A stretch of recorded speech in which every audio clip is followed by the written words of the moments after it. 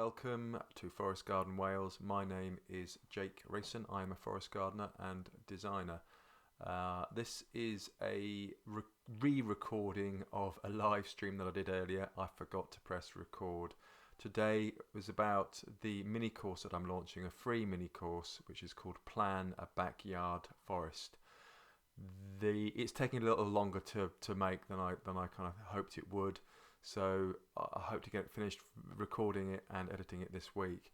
So I just want to go over quickly the stuff that I was talking about in the live stream today. There's lots of links, there's lots of subject matter. So firstly, I was talking about all the protests going on around the world, Black Lives Matter movement, which is really important, and why forest gardening is actually part of that whole process. Everything is connected and we are part of the same struggle. So yeah, kind of really recommend Benjamin Vogg's A New Garden Ethic, which is a fantastic book. Talks about human supremacy. Can you see that there? Is that there? I think it is. Yes. And then about the government not listening to the science. I think it's science is a tool, and science is essential because it's the closest we're going to get to some sort of truth. So this government is not listening to the science, and I find this incredibly frustrating with vulnerable members of my family who are in a very vulnerable position. To say that it's safe for them to go outside is negligent, to say the very least. So yes, transforming society one garden at a time. There is to keep on going, keep on growing. So yeah, course details. This is the free mini course, which I've called Plan a Backyard Forest. I call it Plan a Backyard Forest rather than Forest Garden, because I want to get over the idea that a forest garden is for everybody, no matter the space that you have. So long as you follow the principles of forest gardening, then you have a forest garden. And what it comes down to is kind of two words. It's an edible ecosystem. The idea that it's productive, and the idea that you're growing an ecosystem, you're creating an ecosystem which is self-sustaining and self-supporting. It's part of a sustainable living. I've decided to go with Udemy. Let me have a quick look. Oh no, I was going to talk about myself first of all. So yes, this is the course. The course will always be online, /course/map, and it will always be online. So yes, at that URL. This is my website, www.forestgarden.wales, and this is me on Twitter, ForestGDN Wales, and there we go. That's my promotion. Oh, and I've got a YouTube channel as well, which I've started putting all the recordings for this for these series of live streams and pre-recorded live streams. All of them will be going up onto the YouTube channel. If you subscribe, I'm now up to 49 subscribers, and if you subscribe, then I get to call it something interesting like Forest Garden Wales rather than UCKXK, etc.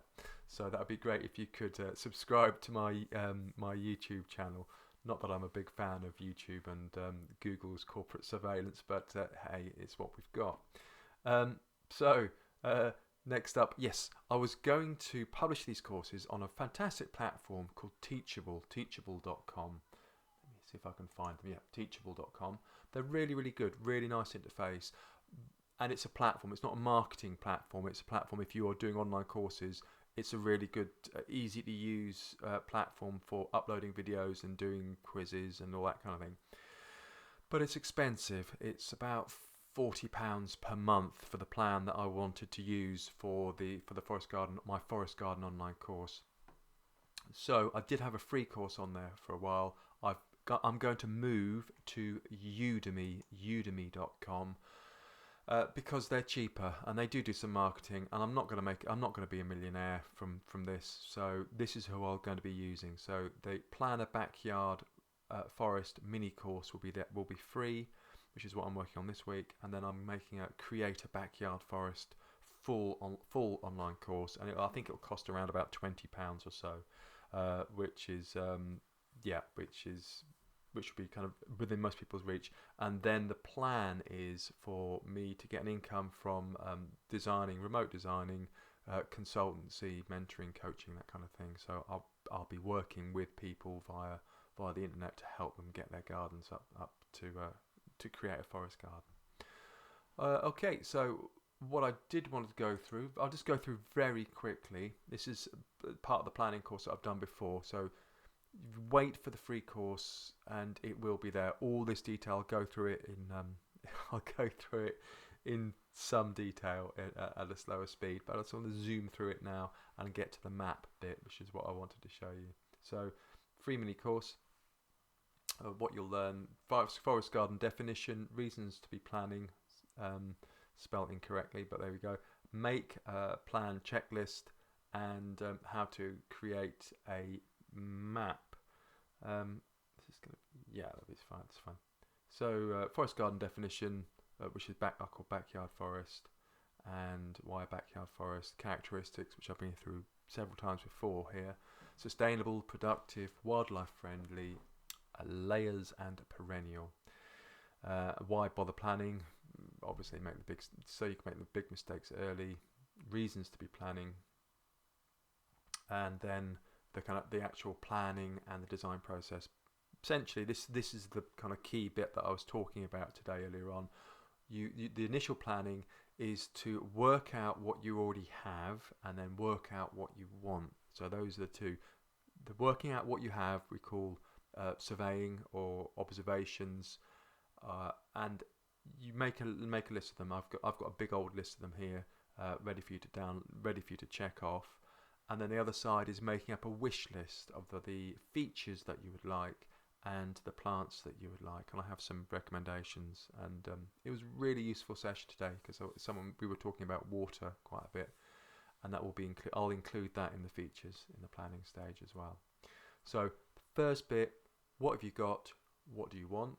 Then it goes on to the design, which is essentially moving the elements around on a map, and then it goes into creating a plan of action, distilling the actions in a kind of list of things that you can do to break it down into manageable chunks.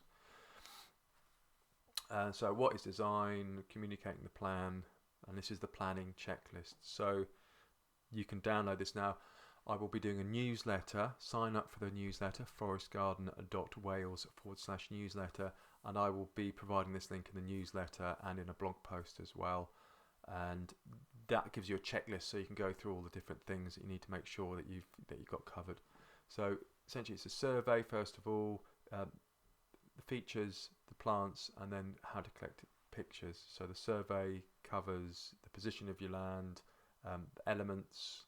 Earth, wind, air, fire, I think, sun, that was it. Features, what's there already, existing plants, the situation where you're located in the landscape, and what things, sorts of pollution you've got to think about, and your situation as well.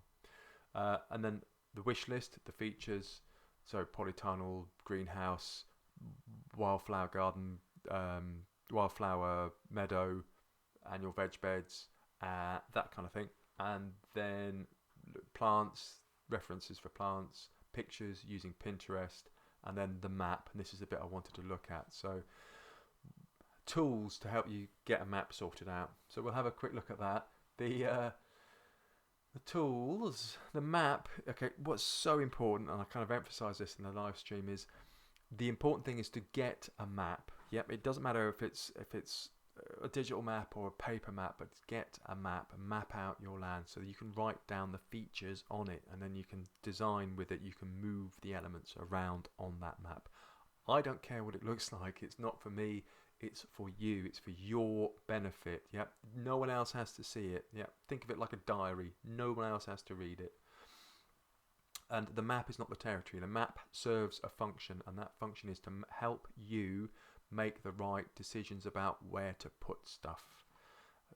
So mark the important features, try the different tree positions, and plant the right plant. The plant, position the plants at their final size, so their final diameter and their final height, and make sure you get them in the right place. So you don't want to be putting out massive, great big tree. This is the one back here. You don't want to put a huge, great tree right by the back door.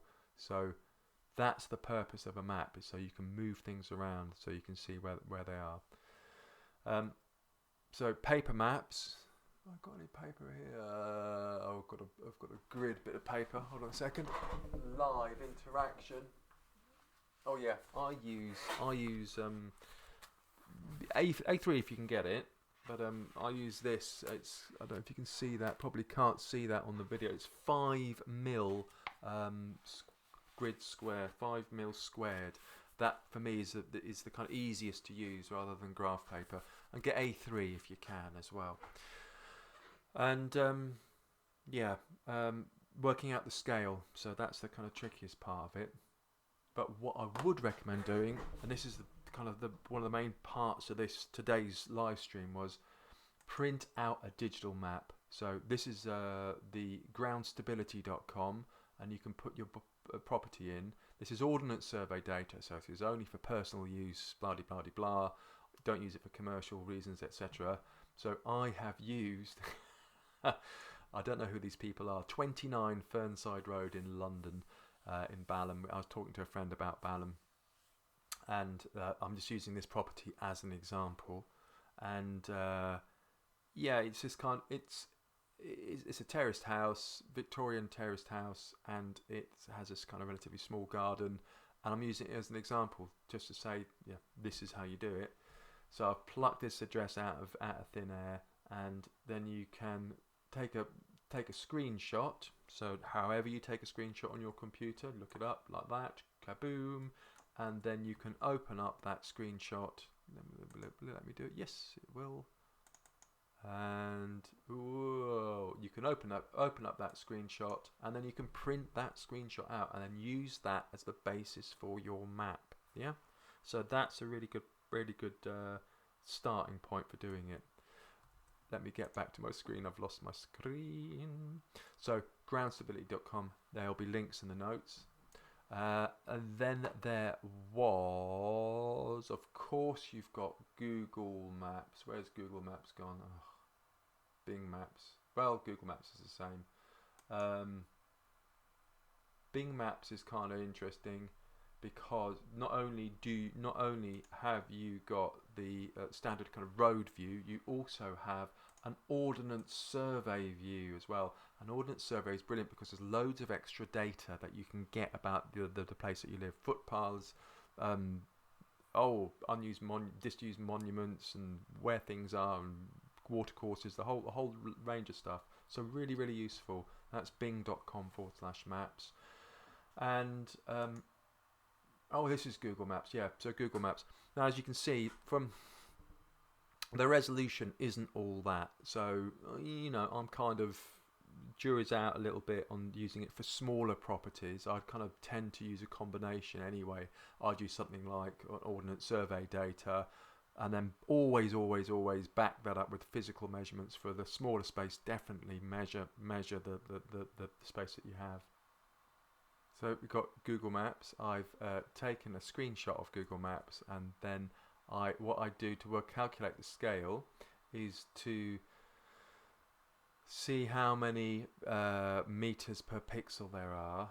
And down here I've got the 5 meters, and it's 108 pixels, and that works out at about 0.046 meters per pixel. And we use that figure because when we bring the image in to CAD software, you need to scale the image to the right size. So that's what we're going to do now. So that's 5 meters. That's 108 pixels. 5 meters.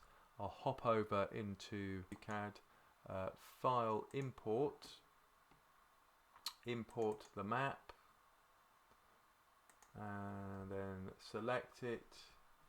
And it's the width factor and the height factor. So it's the image scale factor is what it's known as, and that's how many meters per pixel. So I just kind of copy that. So that's 0.04 etc. meters per pixel. I'll copy that and paste that in, and paste it in there, shrink it down, and then when I zoom in now, I can create a tree, for example, that is so big. Oh, let's say it's got a diameter of 2 meters. So that's a 2 meter tree in the back garden. Yeah, and you can see it's then easy to create trees at the right scale. And this really is what you're using a map for, is to be able to space trees and shrubs. Okay, so save that. What I would say is that there are a couple of different bits of software that you can use. I use QCAD, which is great and fab. There is a learning curve, so it's not for everybody. So stick with paper and printouts. That's absolutely fine. But if you are going to CAD, this is what I'd recommend. It has a really good manual. Costs a little bit of money. It costs about £10 or something, but it's worth it. And the other one I've heard good things about is LibreCAD, which again is free software. Okay, so you've got those two. And then to help you find a particular property's postcode, this is what I use a lot. So is postcode finder. So I know it's called 29 Fernside Road, Balham, London, and it gives you the postcode, and that helps you then find that property on other maps. Okay, that's pretty much that. So for the mini course, this is the planning process, but the full course will be 8 different sections, and I will be using an example of a relatively small garden, and then putting in these examples as I'm going through the course, so it's much more valuable for people with a smaller garden.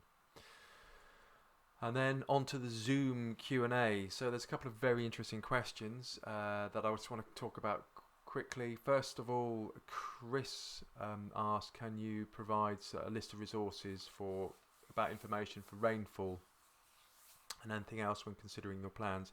And this is really, really important. We've had 2 months with only about 3 days of rain, and that's ridiculous in West Wales. So I'm seriously considering looking at creating a reservoir and rainwater harvesting, and it's become a bit urgent. Agroforestry News, Martin Crawford's kind of quarterly publication, has plans in. I'll put some details into the notes, but he has plans in there about creating a reservoir. And yeah, it really is like for a forest garden. Once it's established, there is no watering for the forest garden aspect of it, and the same goes for the perennial vegetables. You shouldn't need to water them once they're established, but it's getting them established which is the tricky bit. And working out how much water you use as well for the watering for the polytunnel, the annual vegetables that we have here, and the propagation area. I'll work out that it's about 230 litres for one watering session, and that's about 30 pence, because the Welsh Water is charging around about £1.70 per cubic metre. But really more than that, it's about the long-term sustainability of water use. So again, perennial vegetables, perennial trees, fruit trees, nut trees, this is what to plan for, and this is what to move towards. But also equally, you need to have your water supply secure too. So there we go. And then another question was about from Julie. She has a 20 metre square area where a shed used to be. It's bare earth now. What's the best kind of cover for it? And I said short term wood chip, bark if you can get it. I prefer bark, it lasts longer, but wood chip's fine. And then I would sow a short term green manure like white mustard. You can buy it cheap in bulk from Cotswold Seeds, but it's probably that's way too much for 20 metres squared. You have to buy like £50 worth of it. But you should be able to find a relatively cheap supply of it, or ask a local farmer if they have any kind of green manure that you can use if you have a friendly local farmer. And there we go. So hope that's useful.